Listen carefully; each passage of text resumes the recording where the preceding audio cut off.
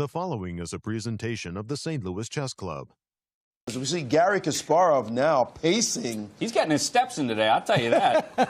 By the way, Sure that is the what Garry is this Kasparov. about? We got a camera. That's the Garry Kasparov that I know. I mean, Yes, that's Garry. When I would be playing, he would be prowling the whole. And by the way, you're not playing against him, and he goes by your board.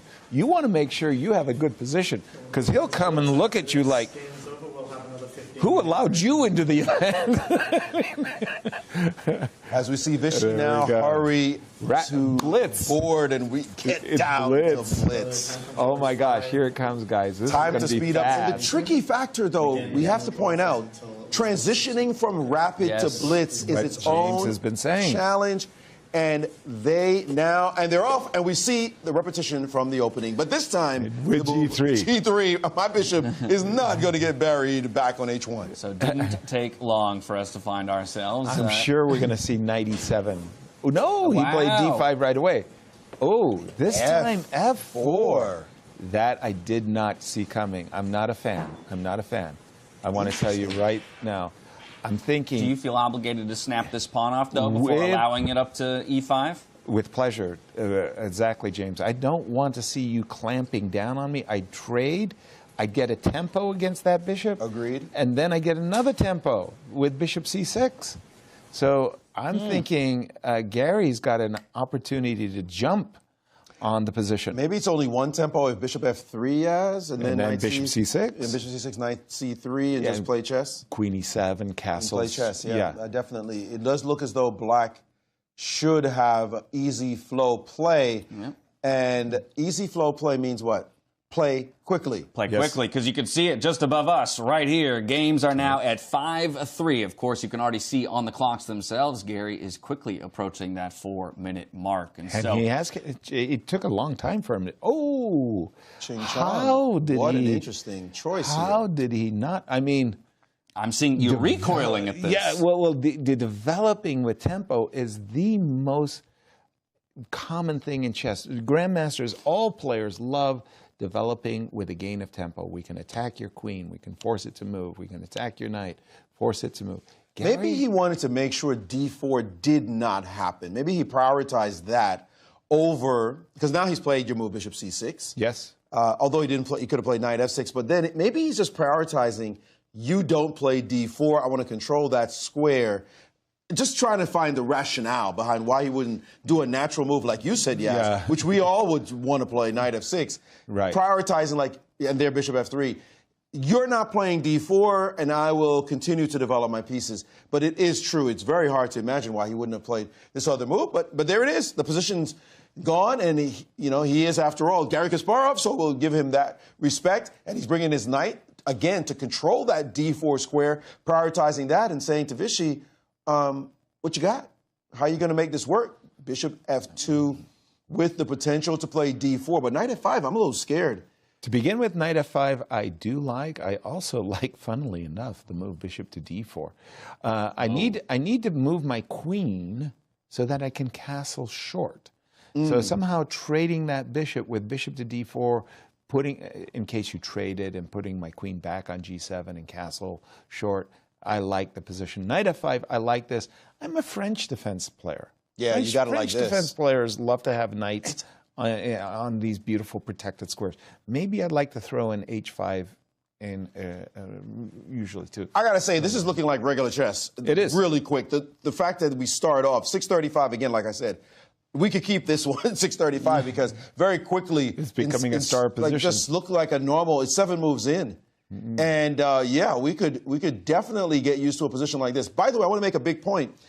Notice how neither side is trading light square bishops. Because if you trade the bishop, my knight jumps out. On my turn. So neither one is like, no, I'm not trying to get your knight in the game. You trade. No, you trade. So they're going to try to work around this trade to keep the knights back without tempo coming into the game. Exactly. So that's just a dynamic as we watch here. Queen E2 played, and Garry now, as you mentioned, how to get the queen away so that you can castle. For me, with both hands, I'm planning the knight on D4 and saying, this is, I will die on this hill. Okay. And Garry agrees. He agrees. You want to give me your bishop again? I will take that with the queen.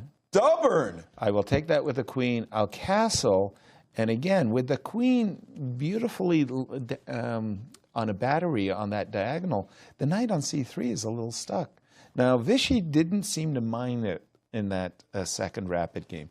He played, in fact, as if he had no problem. But we know, thanks to the engine, that Gary did miss a chance. Okay, we have more moves. I'm going to refresh Queen takes the board. d4. Black is very Castle. comfortable. Quick castle. Castles on the board. And now I'm expecting castles for Gary. He And let's did keep it. our eye on the clock, by the way, 2:49 to 3:36. Vichy does have a nice little edge, and now comes that trade that he was avoiding. It was unavoidable. Some point you run out of moves. He had reached a position where he said, I have to develop the knight for Vichy you. wasn't a fan of the move, though, I have to say. No, but again, I mean, from From a human what I can standpoint, that looks see, very natural. I have to do it. I delayed it.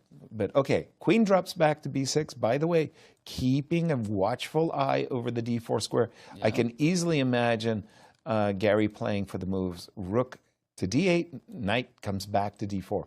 By the way, it's a kind of a funny situation where kings are on opposite flanks. I'm expecting h4, h5 yesterday. That's funny. And I was looking at black doing the same thing, but on the opposite side. On the other side, yeah, yesterday. For the A-pawn to start running. Let's go. 95 played, rook d8, all pieces well coordinated. Centralized. And now queen to e4. Engine sees something. Like this move at all. Why are you provoking me to occupy a good square? Ooh, rook d4 looks... No, I mean, I can resist everything except temptation. Rook d4 is too tempting. but listen, there is... Whoa, F5. This move is... The beauty of this move... What's the beauty? This is a beautiful move. It guards the e4 square, and he's going to close down the weakness on the e6 square by taking on e5. And once he does that, your e-pawn is going to be problematic. Right. He's going to be able to move his rook easily. I get d4, double rooks. Your e-pawn is not going anywhere, and he's taken on that square, and now takes. And this bishop is always going to eye this pawn, as long as you don't get the move d4 in. Right. Again, that's been the theme of the game, as far as black's concerned. So now I'm just looking. And now he's played rook There d4. it is. Yeah, he's preventing physically you from playing the move d4. And moving your knight, because rook e4 will happen. Ah, that's nasty. I am not happy. I think black came out of the opening with an advantage. Smashingly. Do we have to just go like rook f4 at this point? He's Off of the done trade? it. That's going to be... That trade is not happening. Not rook takes on f4 anyway. Rook d8. And he's doubled rooks. Okay. And again, the same situation. What do you do next? Can you play? White is stymied, actually. Yes. This is the problem. And he has traded this rook, and he's thinking about not good. Should he take with the queen, which would now eyeball the pawn on e5. Yes. Gary in thought here, hesitating, and now he's done it. And after queen takes, you have to defend. White's the one defending. Exactly. 2 minutes here for Gary. I'm thinking I just want to stop this knight from jumping. Something like a6 I'd find very attractive. He's played c6 instead with the same concept. That knight is under control. You might see the bishop on h8 and think, that's a bad piece. That bishop can always come in the game anytime it wants. And also, it is eyeing that e-pawn on e5. So it's saying to the white queen, you're not going anywhere. The rook as well. Your pieces are stuck. It's on me to start making progress, maybe even by advancing the queenside pawns. And we had questions, right, about whether or not Gary Kasparov was going to be able to make that switch up in pace, just given the time differential that we saw coming out of rapid game number 2. And while, yes, he has a little bit less time to work with on the clock, he's found himself a slight advantage as given to us by the computer here. Yeah. So openings and still plenty of time for him to maneuver to a possible first decisive game. Well, we do now see this move, bishop g7, as he's teeing up for queen takes h6, pardon me, queen takes e3 and bishop h6, so that he can place his bishop on this nice diagonal. Trade made, queen's off the board, we're in an end game. Don't believe that. The rook didn't quite make it to d4. It stopped on d5, and the engine didn't sometimes like it. there are glitches. You saw the engine just say double question mark for an completely forced move. Rook takes d4 was necessary. Then it said, oops, my bad, but we still see a little red on the eval there. One of the worst real-world mouse slips. Okay, now we are really in blitz mode, guys. This Yeah. is an ending. It has nothing to do with, you know, Fisher random and stuff like that. These two guys are great endgame specialists. Who's going to outplay? And they've shown once again that just give us a few moves and it'll look like a regular chess position. Yeah. And that's what has happened. And now Gary has played g5. He could have brought his king into the game. By the way, you could see the king start a march. King f7, king g6, king h5, all the way to g4. And into the heart of White's position. Yep. So that is something that could happen. E3, I'm not a completely fan. looking unrelated. I am not a fan. What is that move about? Not sure. But 107 for Gary. They are totally about to go into panic time. King f7. Dropping down 1 minute left on Gary's clock. Okay, knight Equal e2. material. We He's saw still the eval bar aspiring. just slide right back up to He's still equal. aspiring for d3, d4. If d4 happens, Yeah, then that bishop could get buried. that's good news, and it has happened. That is good news for White. This is the one move that Vichy has been trying to play forever. Gary has been trying to prevent, and now it is on the board, and that e-pawn is defended. Great defense. Some slip by Gary has allowed Vichy back in the game. Agreed. I think that Vichy, this is the best he could have hoped for, as we saw the position a few moves ago. I don't think Gary's move c7, c6 was perfect. I think a6 followed by c5 just to stop this setup. Now, I'm not saying White's out of the woods either. I mean, I'm still seeing a 3-result game. Yes, there's 30 seconds left for Gary. That's 28. the issue. I mean, that's a minute edge. Gary's going to have issue. to pick them up and put them down really quickly as Vichy is just playing normal, natural moves. And now g4 on the board. Space for black. The position is still within bounds, but the clock, just precarious moments coming in the next few moves. And now a4, Vichy's playing, and Gary's stopping to think. We needed to be in blitz mode. Gary needs Come to on, play Gary. h4, Kick it. king g6, and go. I mean, there's no time. There is no time, and Vichy now getting some 20 more seconds. space on the other side as Gary H4. is indeed down to just 17 seconds on Gary's the clock. going to lose.